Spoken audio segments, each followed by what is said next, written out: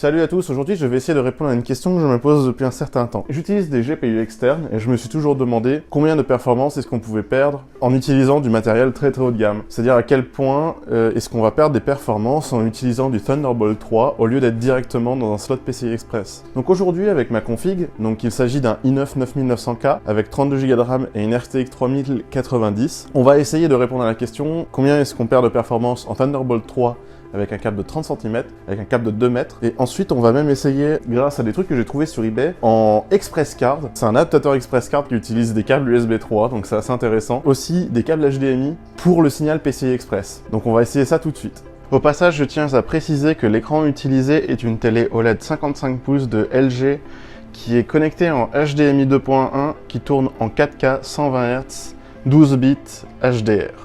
La manière dont on va effectuer les tests est relativement simple. On va tester la carte dans 6 scénarios. Je vais utiliser 3D Mark, qui est un test synthétique. Au passage, cet outil n'est pas forcément recommandé pour comparer plusieurs cartes, mais il est très utile quand on veut comparer les performances d'une carte dans différentes situations, par exemple quand on fait de l'overclocking. Ce qu'on va faire d'autre, c'est qu'on va tester le benchmark de GTA V en 4K. Ensuite, on va essayer sur BeamNG Drive, donc un scénario reproductible sur une autoroute.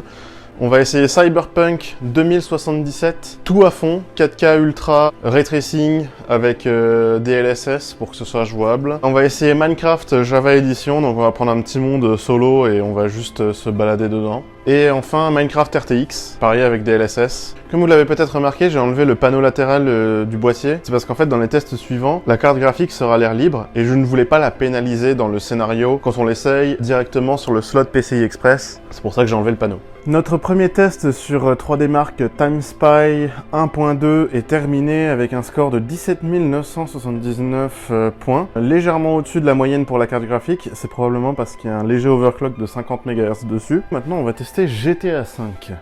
Au passage, littéralement, quasi toutes les options sont à fond, à part l'anti-crénelage car il est relativement pas nécessaire sur de la 4K. Comme on peut le voir, le jeu il tourne à plus de 120 FPS, ce qui est excellent en 4K, même si c'est un jeu qui commence à dater un peu. Mais franchement, je suis assez impressionné parce que j'ai jamais fait le test moi-même et je m'attendais à pas aussi bien que ça. Donc le benchmark GTA nous donne des FPS minimum, maximum et moyen. Donc moi ce que je vais noter c'est les minimums et les moyens. Et ça devrait nous donner pas mal d'indications sur les performances. Pour BeamNG, je peux pas vraiment lancer de benchmark. Donc ce que je vais faire c'est que je vais utiliser la même voiture, le même point de spawn. Je vais utiliser Riva Turner pour voir le nombre de FPS. Donc actuellement le jeu tourne à 56 FPS. Je pense qu'on va prendre la moyenne à peu près quand on passera sous le deuxième pont. Donc ici on a le premier pont, on est à 55 FPS. On passe sous le deuxième pont et on est à 53, 54 dans ces eaux-là. Je vais noter 53. Pour Minecraft, voilà les réglages. Donc je suis en Vanilla 1.16.5, j'ai même pas Optifine installé. On a un render distance de 12 chunks. Pas de limite de framerate. Le problème de Minecraft en fait c'est qu'on n'a pas vraiment de moyen de lancer de benchmark non plus. C'est un jeu relativement inconsistant mais c'est pour ça que je veux tester. C'est parce qu'il joue énormément sur le CPU également. Donc, ce que je vais faire pour ce benchmark c'est que je vais courir vers l'arbre boulot là-bas. À peu près au moment, à l'endroit où je suis aux fleurs, je vais regarder à peu près ma moyenne de FPS. Donc on est à 234 FPS, je vais juste recommencer pour voir si c'est reproductible ou pas. On est à 236, on est à peu près dans les mêmes clous. Je vais mettre 235 FPS, je vais juste refaire une troisième fois. On était à 237. Je vais quand même noter 230-240 et on va arrondir à 235 si jamais on doit aller plus loin après. Pour Minecraft RTX, nous avons ces réglages. Donc on a un rendu, une distance de rendu de 16 chunks. L'upscaling avec DLSS est activé. Donc pour mes tests, je vais commencer ici et je vais aller jusqu'à la maison au fond. Donc actuellement nous sommes à 116 FPS et ce que je vais noter c'est à peu près la moyenne. Donc là on est à 115, 116, 112, 113, 114. Je vais noter 115. En tout cas, ça me paraît vraiment pas mal. Pour Cyberpunk, voici les réglages. Nous sommes en Ray Tracing Ultra. Cela inclut que en bas des réglages, on peut voir que DLSS est en auto. Donc c'est pas forcément la meilleure qualité possible. mais ça permet d'avoir un jeu jouable. Pour le benchmark, ce que je vais faire, c'est que je vais appeler ma voiture du point de sauvegarde. Et tout ce que je vais faire, c'est que je vais rouler un peu et je vais regarder à peu près la moyenne de FPS. Nous sommes à 62 FPS, 63, 62, 63, 61... Enfin bref, c'est relativement simple et stable. Donc le test que je suis en train de réaliser, c'est pas un test scientifique. Le but, c'est juste de comparer des nombres. Encore une fois, c'est pas la meilleure méthode pour comparer deux configurations. Je parle de deux PC complètement différents. Mais dans ce cas, tout ce qu'on veut changer, c'est la méthode dont la carte graphique est reliée au PC et c'est très bien pour comparer ça. Donc le nombre à retenir ici, ça va être 61 FPS. C'est à peu près la moyenne depuis que je joue tout à l'heure. Je vais vous présenter mon boîtier iGPU. Donc la marque c'est Mantis. Il me semble que c'est le Venus 1. En bas ici, on a une entrée Thunderbolt 40 Gb, un port Ethernet Gigabit, 3 ports USB 3. On en a également 2 à l'avant. À l'intérieur, j'ai actuellement une RX 580. Il y a également une B-SATA pour un disque dur que je l'ai mis ici qui fait les sauvegardes de mon Mac. Parce que normalement, ce boîtier, je l'utilise avec ce MacBook. Donc dessus, je branche deux écrans 4K et un écran 2K. Ce que je vais devoir faire, c'est sortir la carte. Peut-être qu'on voit pas, mais la RTX 3090, c'est vraiment un monstre. Et elle rentrera jamais dans le boîtier, donc je vais devoir l'ouvrir. Donc on voit très vite la différence de taille de carte et pourquoi elle ne rentrerait pas dans le boîtier. Déjà, la RTX 3090, elle prend 3 slots. Et le boîtier n'en a que 2, alors que l'original, la RX 580, elle utilise que 2 slots. Ici, j'ai le slot complètement démonté. Le câble Thunderbolt 3 qui fait 30 cm, donc hop, on va le brancher sur une des prises Thunderbolt de ma Z390. C'est une carte Gigabyte, une des seules qui a du Thunderbolt 3 natif. J'ai enfin réussi à démarrer la RTX en Thunderbolt. J'ai activé dans le BIOS la carte interne au CPU, donc la Intel UHD 630. J'ai branché mon écran sur la prise HDMI sans avoir le Thunderbolt branché. Une fois que Windows était booté, j'ai débranché le câble HDMI. Je l'ai branché sur la carte et j'ai branché le câble Thunderbolt. Et c'est seulement là où ça a fonctionné. Sinon, j'avais une erreur 12 qui disait que toutes mes lignes PCI Express étaient utilisées. Donc on va pouvoir faire les benchmarks avec ce câble Thunderbolt de 30 cm. Donc le premier test avec du Thunderbolt est terminé. Nous avons 14 057 points sur 3 des marques. Ce qui représente uniquement 78% des performances origines avec la carte dans le PC. Je m'attendais entre 15 et 20% de pertes, c'est pas trop mal en vrai, ça aurait pu être pire. Nous avons donc les résultats pour le second run de GTA V en Thunderbolt avec le câble de 20 cm. Bizarrement, les FPS minimum sont plus élevés que quand la carte était directement dans le slot PCI Express. Mais les FPS moyens sont plus bas. Contre toute attente, oui, les FPS minimum sont bien plus élevés, et quand même de beaucoup, par rapport au port PCI Express. Nous sommes de retour sur BeamNG. Les FPS sont quand même beaucoup plus bas. À ce moment-là, on est environ à 60 FPS et là on est à 45. J'avais pris le nombre de FPS sous le deuxième pont. Donc premier pont, on a 45, on a 45. C'est très très stable. On est à 45. Allez, je vais vous mettre l'explosion, juste pour le fun. Donc, nous sommes à 43 FPS au lieu de 53 par rapport à avant. Et maintenant, on va faire le test sur Minecraft. Je sens qu'on va avoir des résultats plutôt pétés parce que j'ai l'impression qu'on a plus de FPS qu'avant. Donc je cours, et j'avais pris au fleur. On est à 236 FPS. Et avant, on avait noté entre 230 et 240. Donc il y a moyen que sur Minecraft, vu que c'est un jeu qui dépend énormément du CPU, 238, le fait que le lien PCI Express soit plus faible ne change pas grand chose. Je crois qu'on était à 232. Donc on a exactement les mêmes résultats qu'avec la carte dans le PC. Donc Minecraft est un des rares jeux où en fait le lien PCI Express n'a pas l'air très important. C'est probablement parce que, comme on peut le voir, les textures c'est tout simplement des blocs de 16 par 16 pixels. Et donc clairement en VRAM ça doit être ridicule l'utilisation. Donc le fait que le lien soit plus lent ne doit pas changer énormément de choses. Donc je vais noter qu'on a les mêmes résultats. Sur Minecraft RTX, et là il y a une différence. Avant ici j'étais entre 110 et 120 fps. Je suis maintenant à 90 fps. On va donc voir en faisant le même trajet qu'avant. 90, 85, 89. On est 90. Il y a plus de ouais, je vais mettre 87. Donc nous sommes maintenant sur Cyberpunk. Malheureusement, ça nous a remis à un endroit que je ne voulais pas charger la sauvegarde. Ok, donc là on est à peu près dans la même condition qu'avant. J'ai juste regardé, on était à combien de FPS avant au même endroit. On était à 61 FPS.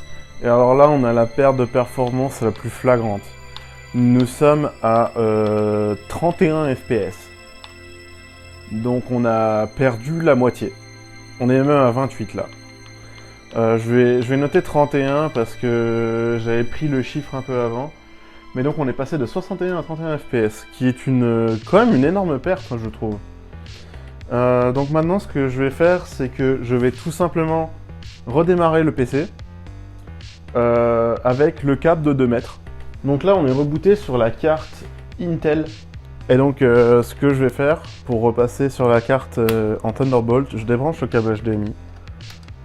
Je le branche sur la carte graphique. Et donc ici, j'ai mon câble Thunderbolt de 2 mètres. Donc c'est un Belkin qui m'a coûté 65 livres sterling à l'époque. Donc c'était quand même assez cher. Je sais pas actuellement quel est le prix d'un tel câble. Mais c'est bien un câble actif 40 gigabits. Qui est littéralement le mieux pour du Thunderbolt, quoi. Donc ça y est, on a une image. Ça fonctionne, c'est parfait. Le signal PCI Express passe par un câble de 2 mètres. En vrai, là, on tape dans mon territoire. J'ai aucune idée de ce qu'on va avoir comme résultat. Je sais que ce câble, je l'utilise tous les jours sur mon Mac. Donc si j'apprends que je perds énormément de performance, il y a moyen que je repasse sur un câble plus court. Ce qui m'obligerait aussi à revoir un peu comment j'organisais mon bureau en haut. Mais c'est pas très grave, j'aimerais vraiment en fait savoir quelles sont les applications d'avoir un câble comme ça. Le test 3D Mark est terminé. Par rapport au câble de 30 cm, on a perdu moins de 60 points. C'est littéralement très proche. Ok, on est passé sous la barre des 14 000, mais franchement, je m'attendais à plus de pertes pour passer de 30 cm à 2 mètres. Pour l'instant, du coup, je suis pas vraiment choqué ni déçu d'avoir acheté ce câble de 2 mètres. Voici les résultats pour GTA V avec le câble de 2 mètres. Sur les FPS moyens, on est à 3 FPS plus haut qu'avec le câble de 30 cm. Mais pour les FPS minimum, on est 9 FPS plus bas. Mais on est toujours plus haut que bizarrement les FPS minimum avec la carte dans le slot PCI Express. Maintenant, on va faire le test sur BeamNG. Avant ici, j'étais à exactement 45 FPS stable, je suis maintenant à 48. Donc premier pont. Et au deuxième pont, on est à 45. On a 2 FPS de plus. C'est similaire par rapport au câble de 30 cm. Donc 45 FPS. Pour moi, c'est dans la marge d'erreur. Donc nous voilà sur Minecraft Java Edition. Moi, mon pronostic, c'est qu'on va avoir exactement les mêmes résultats qu'avant, vu que c'est un jeu qui est très limité par le CPU. Mon appareil photo n'a plus de batterie, mais on va faire le test. Donc ici, on est à 241 FPS.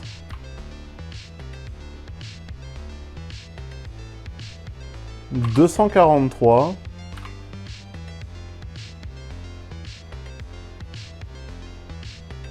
242. Donc là, on va mettre 240, 245. Donc on est un peu plus élevé que sur les autres configurations, bizarrement. Donc on passe maintenant sur Minecraft RTX. En PCI Express, on avait 115 FPS. Avec le câble de 30 cm, on avait 87 FPS. Et ici, on va donc tester. On est à 91, 92, 91, 90, 91. Vous savez quoi ? Je vais noter 91 FPS. Alors, un petit rappel. Donc ici, on était à 61 FPS avec le slot PCI Express. 31 FPS avec le câble de 30 cm. Et maintenant, nous sommes à 31, 31, 30, 28, 30.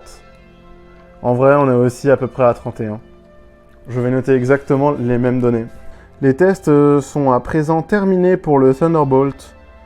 Donc en vrai, il y a très peu de différence entre le câble de 30 cm et le câble de 2 mètres. Et le câble de 2 mètres s'en sort mieux dans certaines situations. Alors là, on est dans une situation plus que ridicule. Donc, nous avons ce câble Thunderbolt qui est en fait relié au iGPU qui est juste ici. Dans le iGPU, à la place de la carte graphique, nous avons cet adaptateur PCIe vers Express Card 2.0. Et ensuite, nous avons donc ce câble qui va jusqu'ici au EXP GDC. Alors, il faut savoir qu'il y a un truc qui est drôle. Ce câble utilise une prise HDMI, alors qu'en fait, c'est pour un signal PCI Express. Donc, surtout, ne pas brancher un écran là-dessus. Le XP-GDC est branché à la RTX est branchée à la LIM du iGPU. Donc, si ça fonctionne, normalement, quand je vais brancher ça, on va avoir une image. Le PC vient de freeze. Ah, yes! Nous avons... Putain, j'ai touché un truc, ça s'est éteint. Ça a fait BSOD le PC. 11 903. Ah ouais, ok, là on perd des performances. Alors voilà le résultat des benchmarks. Donc je viens de faire la moyenne, on est à 65 FPS. Donc nous avons perdu près de la moitié de la performance juste en utilisant de l'Express Card par rapport au PCI Express. Bizarrement, les FPS minimum, on est à 36 FPS. On est toujours mieux que quand la carte était dans le PC pour une raison que j'ignore complètement. Nous voilà dans BeamNG. Déjà ça tourne comme de la merde. Nous sommes actuellement à 15 FPS. Ouh, on est à 22. Ouais, ça représente à peu près correctement. Dans Riva Turner, c'est dit qu'elle est utilisé à 0%. Je vais dire 21. Donc la vraie question, ça va être, ça donne quoi? Minecraft avec une RTX en Express Card. Ouh, ok. Nous sommes à plus de 200 FPS. Ok, je vise le boulot là-bas. 223 FPS. 224. Ah, j'ai plus de bouffe. Ben, on va dire 224. De toute façon, on était à, on va dire entre 220 et 230. Donc Minecraft RTX, je m'attends à un PowerPoint. Littéralement un PowerPoint. Je m'attends à du 20 FPS. Ok, what? 75, 74, 73, 74. Ce qui est quand même beaucoup moins qu'avant, hein, juste pour préciser. Cyberpunk. On est à 25 FPS. 25, 20, 19, 20, 21, 19, 17, 20, 18, 16, 20. 20 revient beaucoup. Hein. Je notais 20 FPS. Franchement, c'est injouable. En fait, il y a du délai, c'est ça le gros problème, c'est qu'il y a du délai. Je suis amusé à refaire les benchmarks juste en utilisant du Express Card. Malheureusement, j'ai essayé avec une rallonge HDMI, vu que ici ce câble se termine en HDMI. J'ai essayé avec une rallonge, ça ne fonctionne pas. Ça aurait été très très drôle. Et malheureusement, j'avais aussi commandé cet adaptateur sur eBay, qui était aussi un convertisseur PCI Express vers Express Card. Ça utilise de l'USB 3 tout simplement. Ça aurait été extrêmement drôle que ça fonctionne, et ça aurait été encore plus drôle, ça aurait fonctionné avec des rallonges USB 3. Juste en Express Card, on a des performances quand même bien meilleures que Express Card plus Thunderbolt. Mais le Thunderbolt reste meilleur. Ça, c'était complètement attendu, parce que là, on est à 5 gigabits seconde alors que le Thunderbolt c'est 40. C'est normal qu'il y ait une différence. Mais ce qui m'étonne, en fait, dans ces résultats, c'est que Minecraft, il en a rien à foutre de la bande passante de la carte graphique. Vraiment. Et je m'attendais pas aussi à ce que sur Minecraft RTX, ça se ressente aussi peu. Ce qu'on peut retenir de cette vidéo, c'est les câbles, la longueur des câbles Thunderbolt, apparemment, ça change pas grand-chose. Je suis quand même relativement étonné que ce soit de la marge d'erreur, je veux dire, dans les résultats, littéralement. Donc ça me rassure aussi parce que j'en utilise un tous les jours. Sinon, cette solution, donc on est à environ 10 € pour le convertisseur PCI Express vers Express Card. Ensuite, On est à environ 40 € pour le GDC EXP qui convertit l'Express Card en PCI Express. Ça veut dire que pour environ moins de 50 €, vous pouvez bottleneck votre carte graphique à 1500 € sans problème. Bon, évidemment, je recommande de faire ça à personne, mais je voulais vraiment savoir en fait quelles étaient les limites de ces anciennes interfaces. Et je suis relativement étonné, je m'attendais à beaucoup pire. Bon, maintenant il faut que je fasse un truc pour la blague. Vous voyez cet ordinateur? Il a 10 ans. Et regardez ce que Apple incluait sur leurs ordinateurs il y a 10 ans. Un port Express Card. Donc ça, c'est le dernier ordinateur Apple qui avait vraiment énormément de ports en fait. C'est vraiment le dernier qui était aussi garni. Et il y a aussi un graveur DVD dedans. Je ne vous cache pas, je m'attends à rien. Mais vraiment à rien. Déjà parce que cet ordinateur, il a été relativement modifié pour pouvoir ne pas utiliser son GPU intégré et donc tous les drivers ont été désinstallés. Cette carte, en fait, elle est morte. Et donc, matériellement, il y a une partie du bus PCI Express qui était désactivée. Et je crois que ça a aussi jarté le lecteur Express Card. Je viens de voir un truc. Je sais pas si vous voyez ce que je vois, mais le MacBook détecte une carte en PCI Express sur le port Express Card. Il dit que c'est une carte Nvidia, mais il dit qu'il n'y a aucun driver qui ne le prend en charge. Mais ça veut dire que, potentiellement, si j'installais Windows sur cet ordinateur, ce qui est complètement possible, hein, c'est un Intel Core i7 quad-core, peut-être que je pourrais faire fonctionner une RTX 3090 sur un Mac qui a 10 ans. Franchement, il va peut-être y avoir un follow-up à cette vidéo si ça vous intéresse, parce que moi je suis très intéressé. Je vous remercie d'avoir regardé cette vidéo. Si ça vous a plu, pensez à vous abonner, même si je sors une vidéo littéralement tous les ans, voire tous les 2 ans. J'espère que cette vidéo vous a plu, que vous avez appris aussi des choses comme moi. Si vous avez des suggestions sur ce que je pourrais faire avec ce que j'ai chez moi, postez ça dans les commentaires et j'y penserai peut-être à le faire. Mais franchement, ces derniers temps, j'ai une flemme impossible et j'essaye de travailler sur d'autres projets. Donc la chaîne YouTube, c'est loin d'être une priorité. Merci d'avoir regardé et à la prochaine.